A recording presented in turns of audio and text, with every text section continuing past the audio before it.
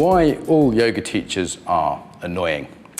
So if you listen to this video, you might find me annoying by the end of it. Maybe not. Maybe it would take 10 videos or 100 videos. If you watch every video on both of my YouTube channels, that's well over, I think we're near 2,000 videos, I guarantee it, I will be annoying by the end of it.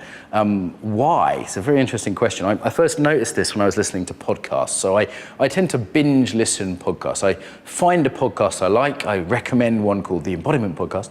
I find a podcast I like, and then I tend to listen to it over a week or two, just like maybe 2 hours a day, you know, in the bath, walking around. And what I noticed was, my cameraman's smiling because I'm sure he's annoyed by editing my videos by now, is that every single podcast person became annoying. Sooner or later, yeah? And you might notice it at first as like a slight reluctance to listen to what they're saying, even though it's something good. And then eventually you just can't stand listening to them. And you might need a break, or you might never listen to them again. You'll also notice this in relationships. You'll be in a room with someone, and you know, let's think of your best friend, yeah? How long would you like to be in a room with them? Now, assuming there's food and toilet facilities and whatever, how long would you like to be with that person? Now, if you're more introverted, it might be less time. If you particularly get on well with them, it might be more time. But sooner or later, you're going to want to break from them, right? Why is that? It's a very interesting question, assuming they're not harming you in any way. You can think of it like this.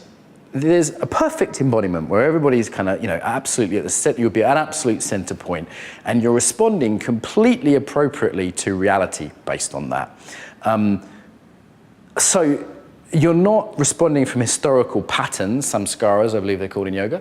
You're actually responding completely, spontaneously, creatively in the moment, rather than from these sort of scripts that kind of apply to other things. And all those scripts are slightly off. They're slightly not quite in reality. And the same with any interaction, whether that's even just a passively receiving one, I'm putting tone on things that are my stuff. I'm putting overemphasis or underemphasis on various bits. There's emotions coming through that are like, okay, I'm not sure I really want that emotion all the time. We've all got an emotional leaning, and this emotional embodied predisposition. It's like the Instagram filter that you see through, you don't even know is a filter, yeah? And this leaning is constant, and we don't notice it, but other people notice it by how it's abrasive, how it knocks into them.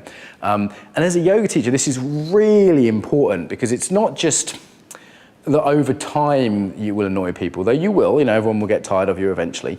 It's also that influence is constantly just knocking people slightly off when that might be ideal. And I've noticed the yoga teachers that are popular, the ones that people get on well with, there's an influence, people call it their energy, but they're conveying something that's pleasant and less annoying.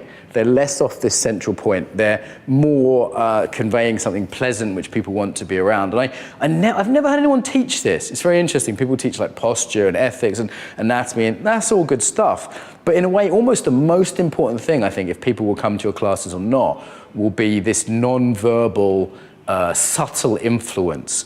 And you don't feel it, you don't know it. You can kind of get it if you listen to your recordings of yourself a bit, but even better is to get feedback. Like, say to people, what is the first quality that starts to grate about me? Is it that I'm pleading and everything I say is pleading and I'm pleading? Or is it that I'm just a bit, you know, a bit Eeyore, a bit depressing to be around the whole time? It's a bit annoying, you know, a bit brings you down. Or is it that I'm like, I've got one friend and she's always slightly anxious, and it comes across in her body and in her voice, and even if she's not talking, if you sit next to her, you can feel it. And after, you know, a few minutes of being around her, you just feel a bit tense and you don't want to be around her anymore, even though she's a nice person. So this non-verbal communication, this non-verbal embodied influence is really worth getting feedback on as a yoga teacher. I think it's one of the most important things in terms of whether you can teach well and whether you're successful. So I hope that is helpful and I haven't annoyed you too much.